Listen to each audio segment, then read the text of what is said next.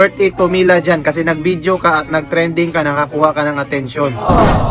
Yes, Dol. Another reaction video na naman tayo and manood tayo nitong isang lalaki na nag-video na parang nag-taste test sa Paris Overload ni Diwata. Finally, after 3 hours ng pila, Diwata Paris Overload here. Yan. Sige, panoorin natin.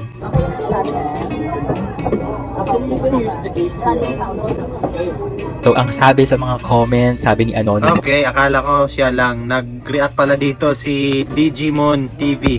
Okay. So, ang sabi sa mga comment, sabi ni Anonymous, ganito mag-inarte yung kapitbahay naming mabaho. Ah, Grabe naman yung comment. Ayan, pinersonal. Pero grabe. Bakit ka nang Wala akong kutsara. Kuya, ano ba yan?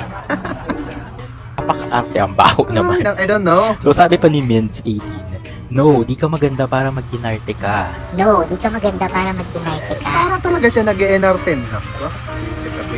Pero, hindi natin dapat i-judge kung ano yung kanyang suot, ano yung kanyang kutis, yung kulay. Disregard natin yon. Kasi hindi natin dapat i-bash.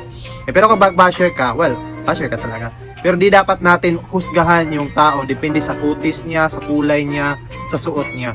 Kasi may iba, may mga kilala tayo mga hindi naman singyaman nila hindi pero mayaman na sa level natin ng mga ordinaryong Pilipino kumpara sa atin. Mayaman na sila. Yung nagkaroon na ng tag-3-4 na kotse, may tag-2 story na bahay, may mga property, may negosyo, pero nakapag shorts lang, nagchinelas lang, nakachaleko lang din, tapos hindi nakaderma yung mukha. Hindi naman sukatan yan eh. At hindi dapat natin husgahan yung physical na pugi at saka maganda regardless pag-inarte. Yung mismong galaw lang niya. Patuloy natin. Ayun. Sabi ni 3A, ganyan din kumain yung aso ko, inaamoy-amoy muna.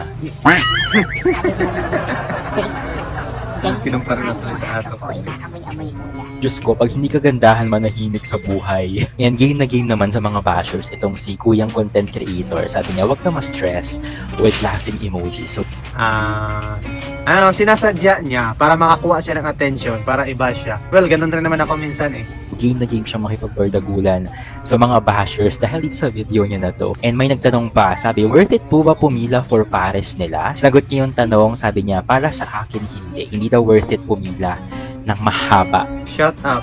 Worth it pumila dyan kasi nag-video ka at nag-trending ka, nakakuha ka ng atensyon. Pumila ka sa iba. O iba yung pagpipilahan mo. Tingnan natin kung meron ka bang mapapala doon. Yan lang muna mga idol. Katuwaan lang yun.